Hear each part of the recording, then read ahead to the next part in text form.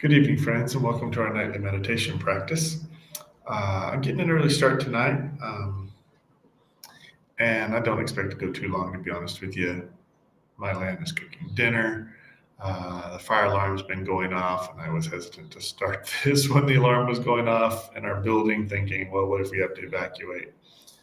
So it's actually kind of interrupted what I was hoping to do. But we're going to get started, and then maybe we'll end early. But as we do each night, I will start by paying homage to the Buddha.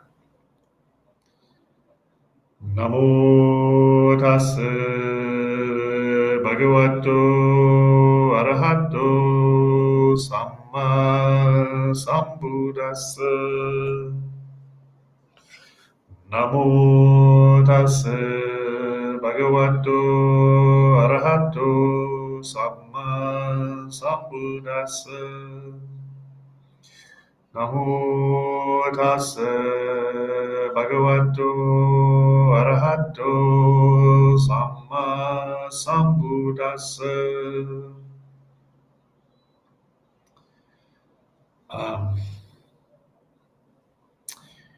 So I decided to read a couple of suttas from the Samyutta Nikaya, the 30th book today,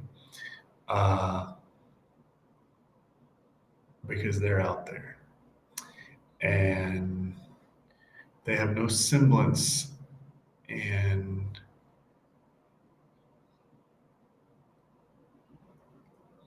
today's world and our empirical knowledge of today's world.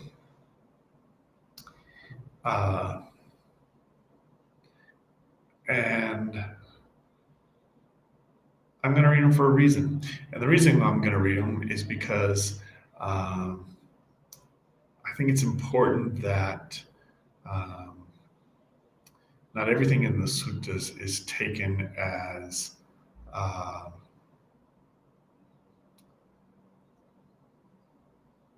something that leads to the cessation of suffering, or something that leads to our liberation from suffering in this life of cycle of samsara.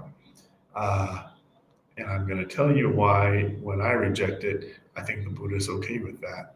Not only is he okay with that, he says if it doesn't help you, throw it out. If it's not wholesome, throw it out. If it doesn't lead to something good, throw it out. Don't worry about it. And I'm going to point you to where he says that. He teaches the people of Kalama, that in the Kalama Sutta, also known as the Kesamurti Sutta. So anyway, I'm going to turn to Samyutta Nikaya, book 30, the first couple of suttas, and I want to share those with you, and I'm going to show you what I mean.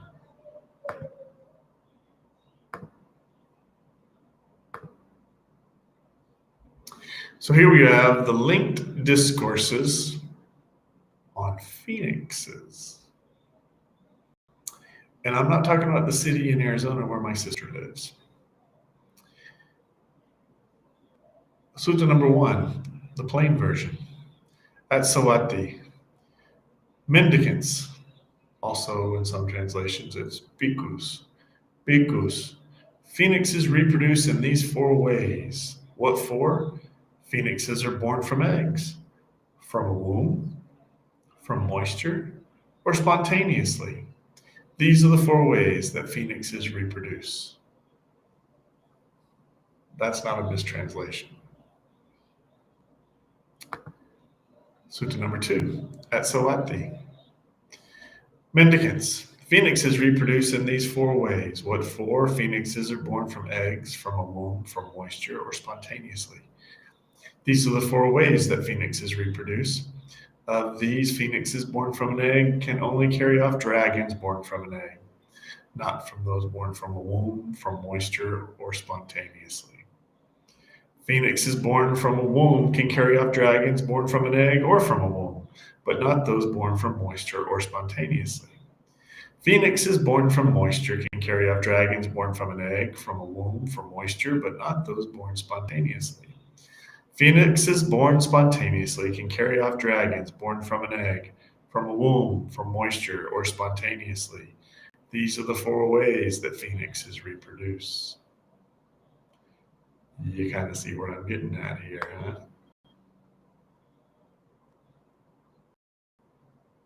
Both kinds of deeds. Sutta number 3 of Book 30 on phoenixes. At Sawati, then a mendicant went up to the Buddha, bowed and sat down to one side, and said to him, Sir, what is the cause? What is the reason why someone, when their body breaks up after death, is reborn in the company of the egg-born phoenixes? Mendicants. It is when someone does both kinds of deeds by body, speech, and mind, and they've heard. The egg-born phoenixes are long-lived, beautiful, and very happy. They think, if only when my body breaks up after death, I would be reborn in the company of the egg-born phoenixes. When their body breaks up after death, they're reborn in the company of egg-born phoenixes. This is the cause, this is the reason why someone, when their body breaks up after death, is reborn in the company of egg-born phoenixes. I think I'm only going to do one more of these. You liked the dragon part earlier, though, right? At Sawati, seated on one side, the mendicant said to the Buddha, Sir, what is the cause? What is the reason why someone, when their body breaks up after death, is reborn in the company of womb-born phoenixes, moisture-born phoenixes, or spontaneously born phoenixes? And it's all the same as the previous chapter.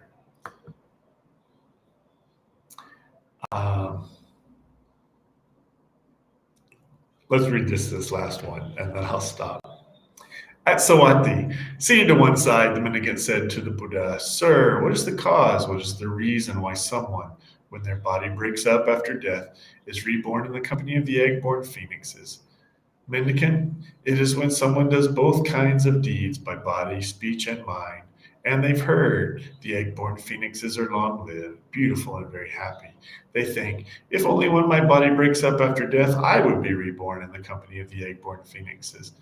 They give food, drink, clothing, a vehicle, a garland, fragrance, makeup, a bed, a house, a lamp. When their body breaks up after death, they're reborn in the company of the egg-born phoenixes.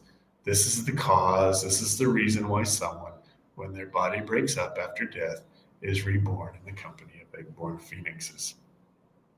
Now I'm going to stop here, and I'm going to say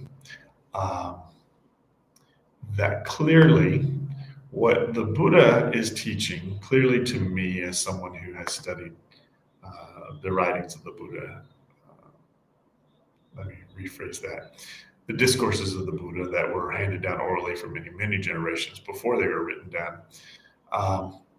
It's obvious to me what the Buddha here is teaching is that it's the mental state that a person has in desiring rebirth, in desiring to stay in that realm of samsara, grasping towards the future. That's what he's getting at here about rebirth and people grasping for the future next life. And when they have lived such a life here that their karma is in line with that, that their karma then allows them to be reborn into a state that they wish. This is not unlike the Pure Land Buddhist who chant to Amitabha Buddha, who desire to be reborn in the Western Pure Lands of Amitabha Buddha, so that they can there, in that world of Amitabha Buddha, attain their enlightenment in that world of that Amitabha Buddha. That is that same principle of focusing one's mind, grasping, attached to an idea, grasping at the cycle of samsara so that they're reborn. Those are some weird suttas. There's other ones on dragons, for example. You kind of saw a little bit of that one of those topics was on dragons. On what kind of phoenixes can carry off dragons, right? There's another book of suttas on fairies, devas, devatas, etc., etc.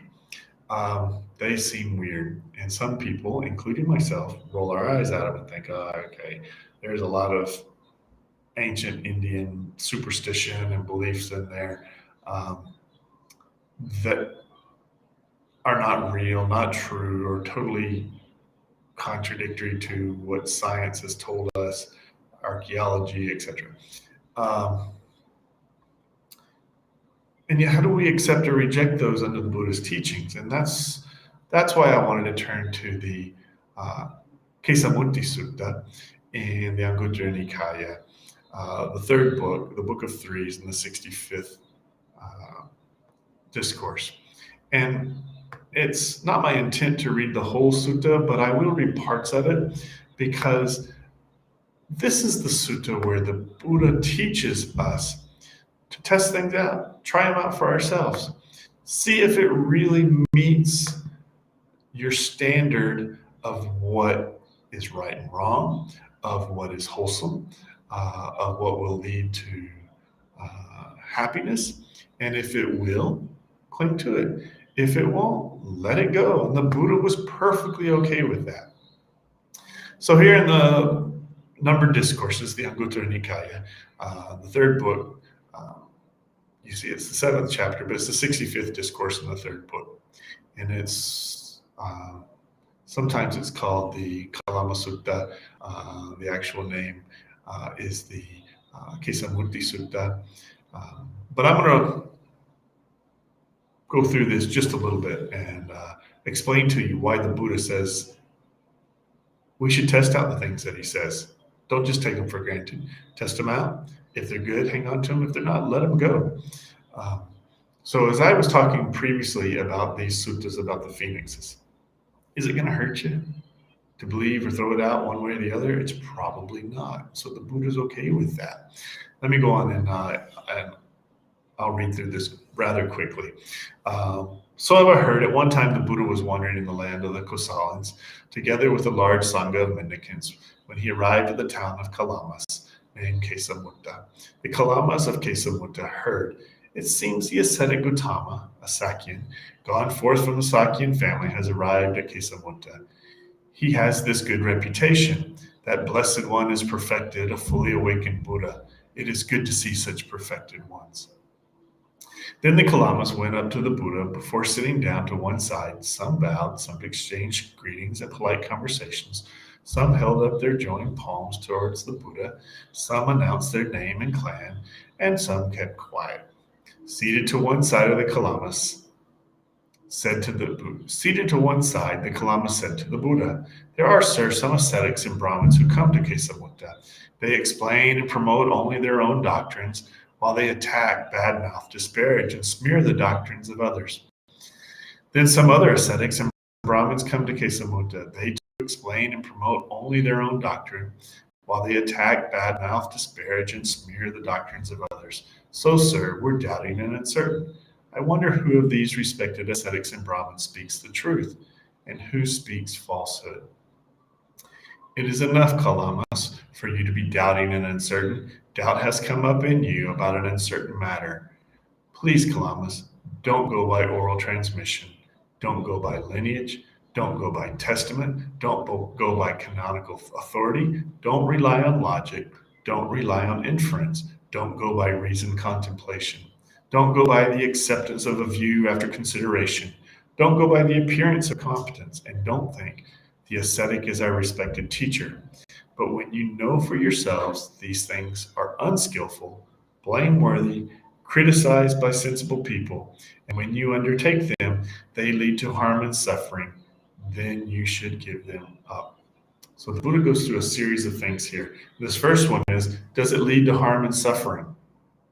He goes on and he explains a little bit about whether it leads to welfare or harm, and they answer his questions. And then he goes on again and he says, so he explains that again, and he says, does it lead to harm and suffering? And then he says, please, Kalamas, don't go by oral transmission. Don't go by lineage. Don't go by testament. Don't go by canonical authority. Don't rely on logic. Don't rely on inference. Don't go by reasoned contemplation. Don't go by the acceptance of a view after consideration. Don't go by the appearance of competence, and don't think the ascetic is our respected teacher. But when you know for yourselves, these things are skillful, blameless, praised by the sensible people, and when you undertake them, they lead to welfare and happiness, then you should acquire them and keep them. So again, he says, if it's going to lead to harm and suffering, throw it out. If it's going to lead to welfare and happiness, then you should hang on to it. Makes a lot of sense. He's saying, don't worry about your logic. Don't worry about whether it's a good teacher or a bad teacher. Just weigh it out yourself. Does it lead to happiness or not? So he goes on. He explains that a little bit more.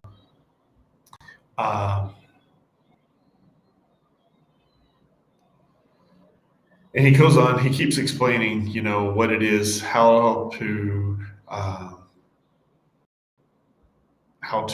weigh for yourself whether the teacher, the noble disciple, is good and blameless or not. And he explains that. And he challenges people to test these things out for themselves. So, and then he says at one point, he says, and if there is something that comes about and you do it, and it gives you some promise of a better rebirth, and then there's no rebirth, but it led to happiness in this life, then you're out nothing. Everything is still the same because you were happy in this life. Whether it led to the promises of a better rebirth or not, you still had a happy life. So the Buddha is constantly telling people, test these things out, weigh them for yourself. And so I really refer you, I don't want to read this whole thing here, I don't have time for it tonight, but maybe tomorrow night we can do that. But the Kesamutti Sutta, this is the one where the Buddha teaches people how to test it for yourself. And so when, if I go back to these suttas on phoenixes and dragons, you may say to yourself, boy, that's a bunch of hogwash. And that's fine. I kind of think that too in a lot of ways. But if you dig deeper and you look inside and you say to yourself, does this lead to happiness? Does it lead to sadness? Does it lead to an end of suffering? Does it lead to a better life? And, weigh those things out for yourself, and then you can see if it's of any value to you. So I just wanted to read some of these goofy suttas because they really do exist. And there's several of them out there. And I just tell you, as the Buddha taught the Kalamas, test them yourself. Weigh them out. If they're no good, reject them. He's fine if you reject his teachings. Pick the ones that are good, that work for you, that lead to an end of suffering. And then you're following his path. So anyway, I hope that was of some value to you. As I think about some of these goofy suttas sometimes, and I don't accept everything that I read that was said by the Buddha. He lived in a different time, in a different world, different cultural understandings, etc., different meanings for what phoenixes and dragons may or may not have been. So it doesn't matter to me. But it also does not undermine the veracity of his teachings, because he told me I can accept the ones that work for me, and I can reject the ones that don't work for me. And he says that to each of us. So I hope you find that of some value in anything you study about the Buddha Dharma. Anyway, let's do one chanting, sitting meditation. And then I'm probably going to end because I think my wife is going to be ready for dinner here pretty soon. So anyway, I'm going to share this with you, and we're going to enjoy some nice chanting tonight. This is the Thousand Hands and Eyes Sutra, again by one of my favorite monks, Hitom. So I hope you enjoy this as much as I really do.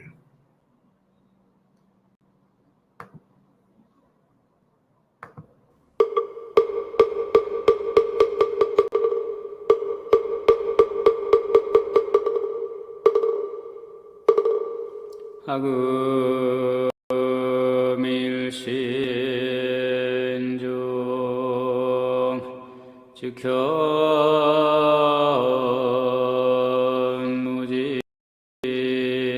즉현무진시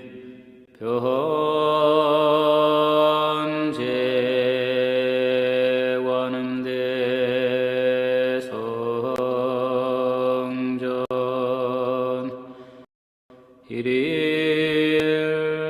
일일무술에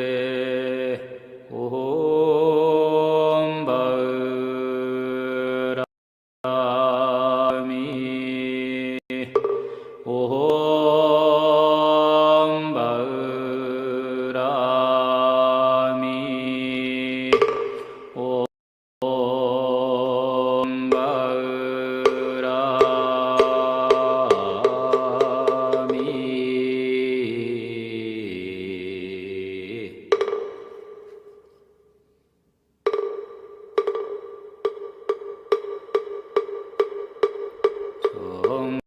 정무업지 수리 마하수리 수수리 사바하수리 수리 마하수리 수수리 사바하수리 수리 마하수리 수수리 사바하 오방내외 아니지 신지는 나무 삼만다 무타나무 두루두루 진미 사바하 나무 사만다 무타나무 두루두루 진미 사바하 나무 삼만다 무타나무 두루두루 진미 사바하 개경계 무상심 진미 몇법 백천만금 난조 아금 문견 득수지 원해 오래 진실의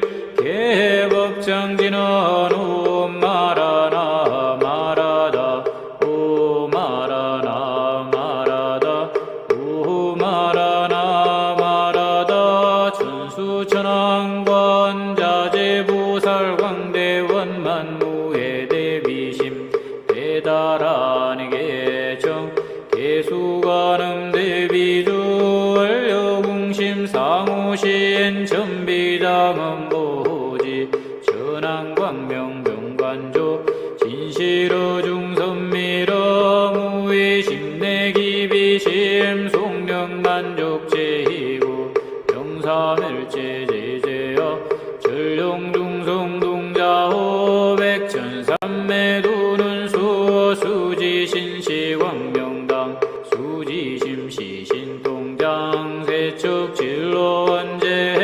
조증보리방편문화금칭송서기에 소원종심 지론만 나무대비관세음 원화속지일체법 나무대비관세음 원화조득지혜안 나무대비관세음 원화속도일체중 나무대비관세음 원화조득선방편 나무대비관세음 원화속승반야선 나무대비관세음 원화조득월고해 나무대비관세음 원화속득개정도 나무대비관세음 원화조득원적산 나무대비관세음 원화속해 무의사 나무대비관세음 원화조동법성신 아야양도산자최절 아야양화탕화탕자소멸 아야양지옥 지옥자고갈 아야양아기아기다푸만 아야양수락심자조보 아야양축생자득대지혜 나무관세음보살마하살 나무대세지보살마하살 나무전수보살마하살 나무여의륜보살마하살 나무대륜보살마하살 나무관자재보살마하살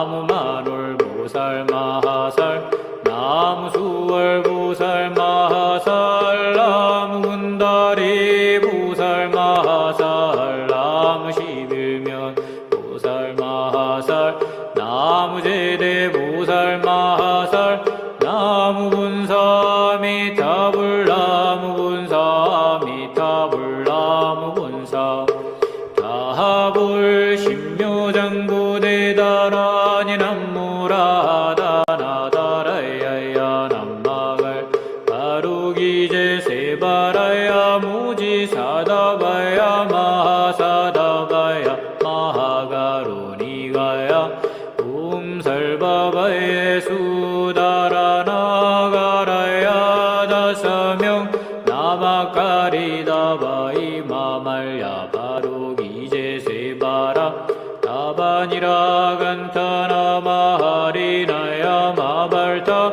이사미 설발타 사다나 함수바나에엄 살바부다나 바바마라미 수다감다냐타 오마루게 아루가 마지루가 지가란제헤예 아레 마하무디 사다바 삼마라 삼마라 하리나야 구루 갈마사다야 사다야 도로도로 미연제 마하미연제 다라다라다린 나레 세바라 자라자라 마라 민마라 암마라 물제예 로게 세바라 나미사미 나사야 나베선미 선미 나사야 무아자라 미사미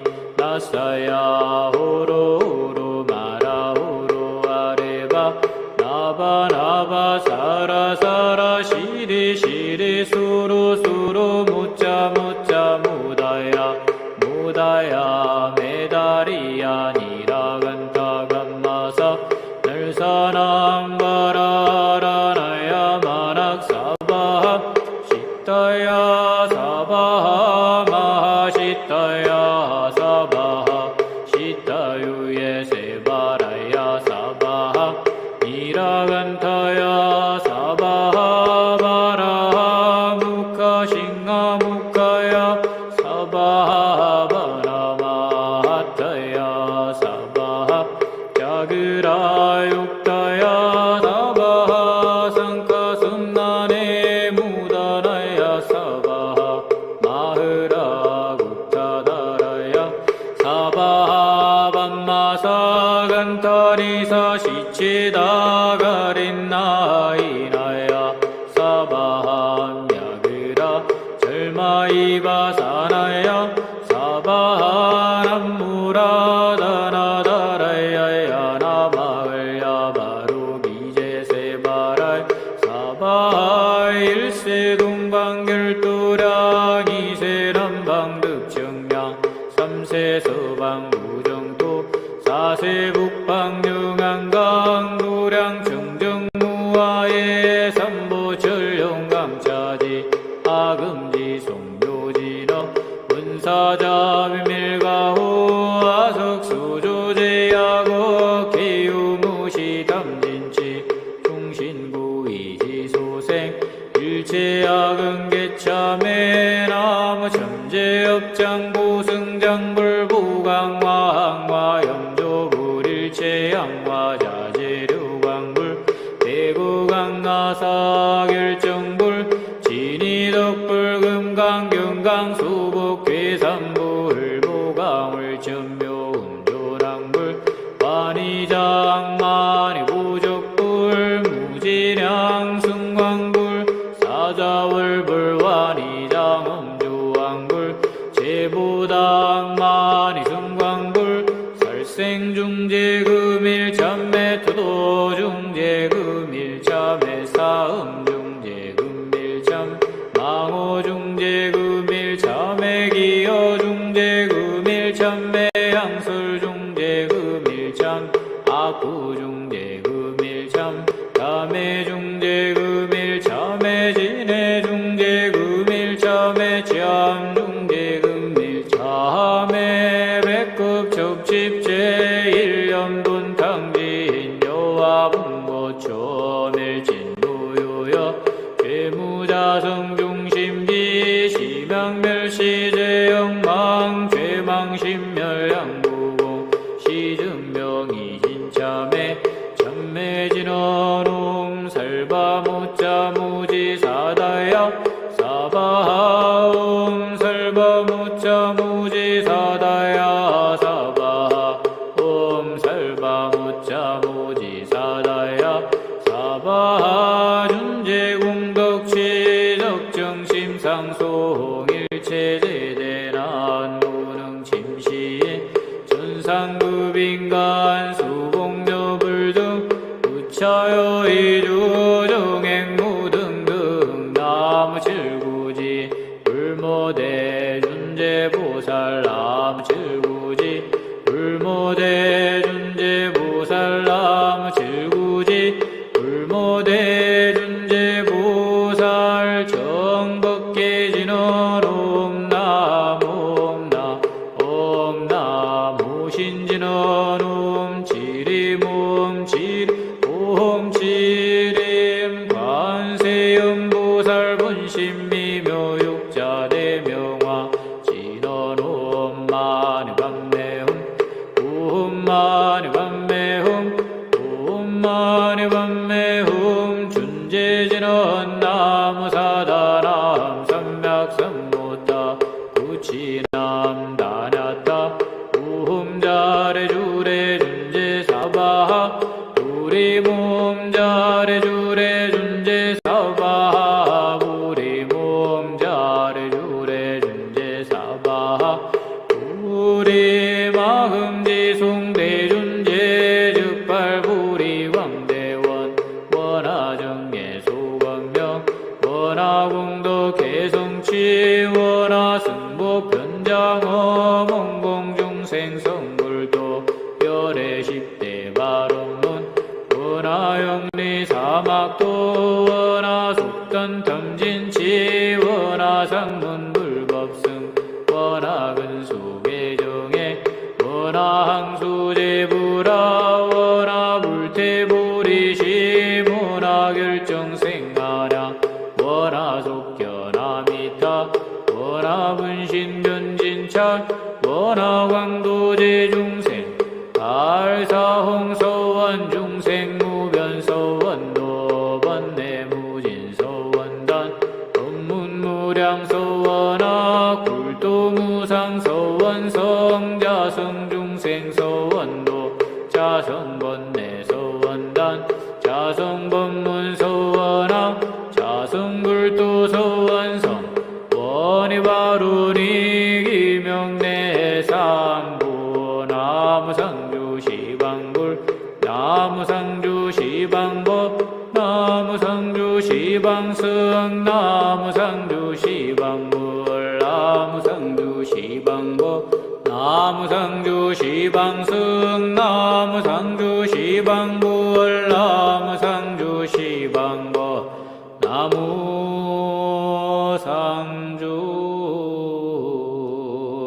시방승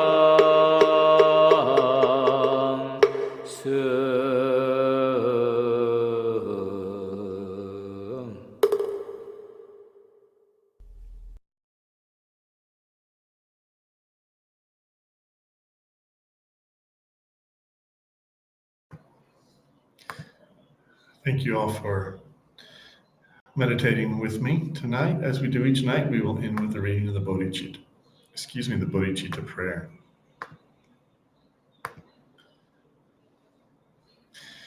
The Bodhicitta prayer. With a wish to free all beings, I shall always go for refuge to the Buddha, Dharma, and Sangha until I reach full enlightenment. Enthused by wisdom and compassion, today in the Buddha's presence, I generate the mind for full awakening, for the benefit of all sentient beings. As long as space remains, as long as sentient beings remain, until then, may I too remain and dispel the miseries of the world. Again, thank you for meditating with me tonight, and I hope you'll join me again tomorrow night. Good night.